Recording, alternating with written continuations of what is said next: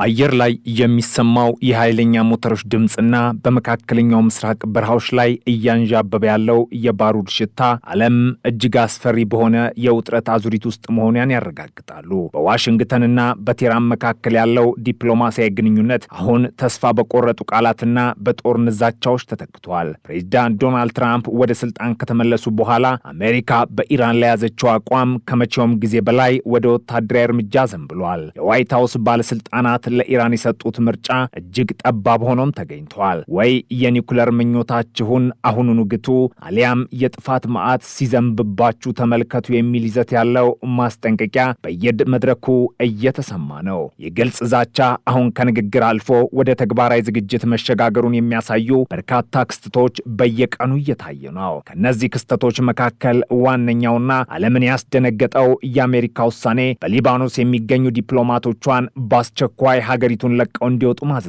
ነው። ይህ እርምጃ በዲፕሎማሲ ዓለም የመጨረሻ ማስጠንቀቂያ ተደርጎ ይወሰዳል። አሜሪካ ለምን ዲፕሎማቶቿን ከቤሩት አስወጣች የሚለው ጥያቄ የደህንነት ባለሙያዎችን በከፍተኛ ሁኔታ እያነጋገረ ይገኛል። ሊባኖስ የኢራን ዋነኛ አጋር የሆነው የሄዝቦላህ መቀመጫ ናት። አሜሪካ በኢራን ስልታዊ ተቋማት ላይ ጥቃት ስትሰነዝር ሄዝቦላህ ባጸፋው በሊባኖስ የሚገኙ አሜሪካውያንን ኢላማ እንደሚያደርግ ዋሽንግተን በሚገባ ተረድታለች።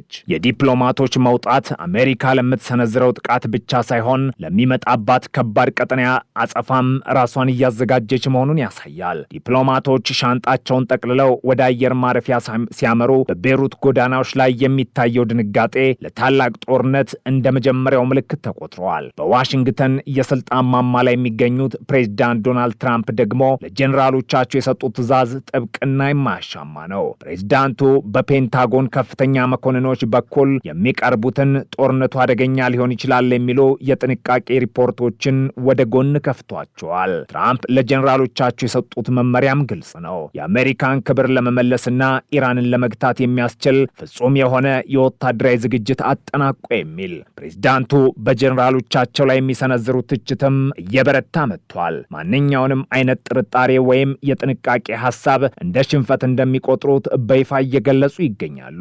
ትራምፕ የሚፈልጉት ፈጣን አውዳሚና የኢራንን አገዛዝ ወደ ድርድር ጠረጴዛው የሚያንበረክክ ጥቃት ነው። ይህ በትራምፕና በወታደራዊ መሪዎች መካከል ያለው ፍጥጫ አሜሪካ ወደ ጦርነት ለመግባት ያላትን የፖለቲካ ቁርጠኝነት ከመቼውም ጊዜ በላይ አግዝፎታል። በሌላ በኩል በቴህራን ጎዳናዎች ላይ የሚታየው ክስተት የኢራን መሪዎችን በሁለት እሳት መካከል ከቷቸዋል። የኢራን የዩኒቨርሲቲ ተማሪዎች በመንግስታቸው ላይ ያላቸውን ቁጣ ለመግለጽ በነቂስ አደባባይ ወጥተዋል። ተማሪዎቹ ባለፈው ዓመት በጸጥታ ኃይሎች የተገደሉ ዜጎችን በማሰብ በሚደረጉ መታሰቢያዎች ላይ በመገኘት መንግስት የሚከተለውን የጦርነት ቅስቀሳና የኢኮኖሚ ድቀት በጽኑ እየተቃወሙ ይገኛሉ። ከጦርነት ይልቅ ነጻነት፣ ከዛቻ ይልቅ ሰላማዊ ኑሮ የሚሉ መፈክሮች በቴህራን አየር ላይ ያስተጋባሉ።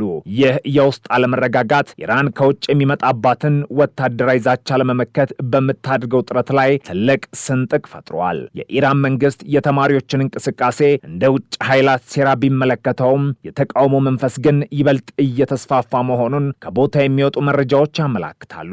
ትራምፕ ይህንን የውስጥ ድካም በመጠቀም የአገዛዙን ዕድሜ ለማሳጠር የሚረዳ የስርዓት ለውጥ አጀንዳቸውን ይበልጥ እየገፉበት ይገኛሉ። የአሜሪካ የጦር ኃይል ወደ መካከለኛ ምስራቅ እያጓጓዘ ያለው የጦር መሳሪያ ብዛትና አይነት ሁኔታው ከቀላል የአየር ድብደባ ያለፈ መሆኑን ያረጋግጣል። እጅግ ዘመናዊ የሆኑት B-52 ቦምብ ጣይ አውሮፕላኖችና F-22 ድብቅ ተዋጊ ጀቶች በፋርስ ባህረ ሰላጤ አቅራቢያ ሰፍረዋል። ይህ ወታደራዊ ግንባታ ለኢራን ብቻ ሳይሆን ለመላው ዓለም የተላከ መልእክት ነው። አሜሪካ ጥቅሟን ለማስከበር ማንኛውንም ዋጋ ለመክፈል ዝግጁ መሆኗን የሚያሳይ። ኢራን ለአሜሪካ ያስተላለፈችው መልእክትም በተመሳሳይ መልኩ እጅግ አስፈሪ ነው። ቴህራን በይፋ ባወጣችው መግለጫ አሜሪካ በማንኛውም መልኩ ጥቃት የምትሰነዝር ከሆነ በከፍተኛ ጭካኔና ኃይል ምላሽ እንደምትሰጥ አስታውቃለች። የኢራን ባለስልጣናት አጽንኦት ሰንተው እንደገለጹት አሜሪካ የምትሰነዝረው ጥቃት ውስን ቢሆን እንኳን ኢራን የምትሰጠው ምላሽ ግን ወሰን የሌለውና አጠቃላይ ጦርነትን የሚቀሰቅስ እንደሚሆን አስጠንቅቀዋል።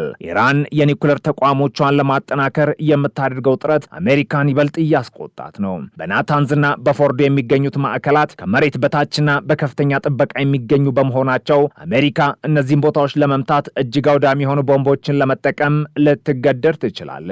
ይህ ደግሞ በቢሊዮኖች የሚቆጠር ዶላር ንብረት የሚያወድምና የአካባቢውን ደህንነት አደጋ ላይ የሚጥል እርምጃ ይሆናል። የኢራን መሪዎች ግን የኒውክሌር መብታችንን ለማስከበር ማንኛውንም መስዋዕትነት እንከፍላለን በሚለው አቋማቸው ጸንተዋል። ይህ የእልህ ለእልህ ፍጥጫ ዓለምን በታላቅ ስጋት ውስጥ ከቷታል። በሚቀጥሉት ጥቂት ቀናት ውስጥ የሚሰማው ዜና ወይ የሰላም ደወል አሊያም የጦርነት ነጋሪት እንደሚሆን ይጠበቃል። ወታደራዊ ተንታኞች እንደሚሉት በኢራን ላይ የሚሰነዘር ጥቃት የኢራንን የኒውክሌር ፕሮግራም ለጥቂት ዓመታት ወደ ኋላ ሊጎትተው ይችላል። ነገር ግን ኢራን ባጸፋው በሳውዲ አረቢያ፣ በተባበሩት አረብ ኤሚሬትስና በእስራኤል ላይ የምትሰነዝረው የሚሳኤል ናዳ የዓለምን የነዳጅ አቅርቦትና ኢኮኖሚ ሽባሎጅ የፈጠረው አጥፊ ኃይል፣ በሌላ በኩል ደግሞ የመሪዎች እልህና የስልጣን ጥማት የሰላምን በር በርግደው ለመውጣት ቆርጠው ተነስተዋል። የሆርሙዞች መጥ ዝምታ ከጥቂት ሰዓታት በኋላ በሚሰማው የሚሳኤል ጩኸት ሊተካ ይችላል። እያንዳንዱ የሚተኮስ ጥይትና እያንዳንዱ የሚሰነዘር ዛቻ በመቶ ሚሊዮኖች የሚቆጠሩ ሰዎችን ሕይወትና የዓለምን ኢኮኖሚ ጣፈንታ ያወስናል። ከጄኔቫው ብዕር ይልቅ በባህር ላይ ያሉት መርከቦች የበላይነት የያዙበት ወቅት ዲፕሎማሲው ምን ያህል እንደተዳከመ ማሳያ ነው። ፕሬዚዳንት ትራምፕ ለኢራን የሰጡት ምርጫ ወይ ስምምነት ወይ ጥፋት የሚል ቢሆንም ኢራን ግን በከፍተኛ ጭካኔ ምላሽ እንሰጣለን በሚለው አቋም ጸንታለች። ይህ የሞትና የሕይወት ጨዋታ መቋጫው ምን ሊሆን እንደሚችል ለመገመት አዳጋች ቢሆንም ውጤቱ ግን ለመላው ዓለም አስከፊ እንደሚሆን ግልጽ ነው። ዓለም አቀፉ ማህበረሰብም አሁንም ትኩረቱን በጄኔቫ የድርድር ጠረጴዛ ላይ ቢያደርግም በስተጀርባ የሚሰሙት የፍንዳታና የፖለቲካ ሴራ ድምጾች ግን ሁኔታው እጅግ ውስብስብ መሆኑን ይመሰክራሉ። ታሪክ ባንክሮ እየተመለከተን ነው።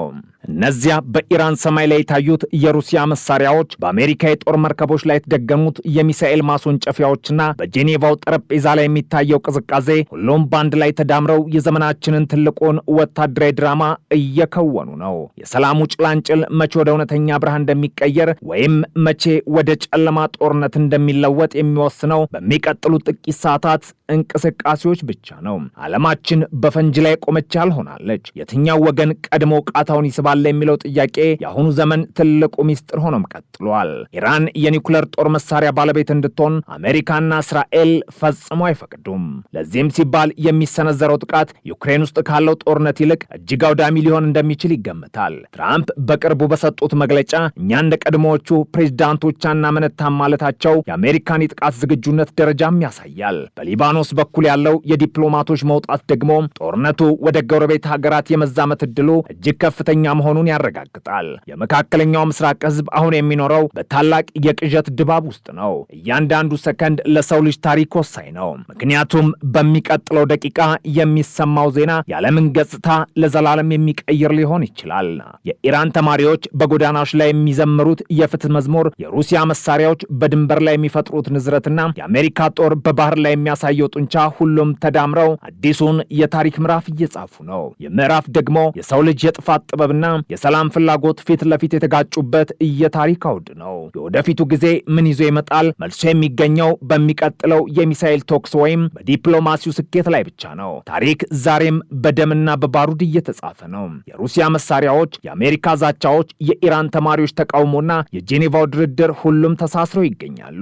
የሰው ልጅ የወደፊት እጣ ፈንታ በእነዚህ ኃይለኛ ፍጥጫዎች መካከል ባለች ቀጭን ገመር ላይ ተንጠልጥሏል። ሰላም አሁንም ከአድማስ ባሻገር የምትታይ ጭላንጭል ተስፋውና ብትቀጥልም በምድር ላይ የሚታየው እውነታ ግን የብረትና የባሩድ ሽታ የነገሰበት ነው። ታሪክ ዛሬም በደምና በባሩድ ይጻፋል። ዓለም በሚቀጥለው የሚሳኤል ተኩስ ወይም በዲፕሎማሲው ስኬት ላይ ብቻ ተመስርታ የወደፊቷን ትጠባበቃለች። ታሪክ በዓይናችን ፊት እየተቀየረ ነው። እስከዚያው ግን የጦርነት ደመናው አሁንም እንደጠቆረ ይቀጥላል። የሰው ልጅ ለሰላም ያለው ጥማትና ለስልጣን ያለው ፍላጎት ፊት ለፊት የተጋጩበት የታሪክ ምዕራፍ ላይ እንገኛለን። በሚቀጥሉት ጥቂት ሰዓታት ውስጥ የሚወጡ መረጃዎች የቀጠናውን ቀጣይ 10 ዓመታት ዕጣ ፈንታ ይወስናሉ። የትራምፕ ውሳኔ፣ የአያቶላህ አሊ ኻሜኒ ጽናትና የሩሲያ ተንኮል ሁሉም ተዳምረው አዲሱን የታሪክ ምዕራፍ እየጻፉ ነው። ዓለም በሚቀጥለው የሚሳኤል ተኩስ ወይም በዲፕሎማሲ ስኬት ላይ ብቻ ተመስርታ የወደፊቱን እየተጠባበቀች ነው።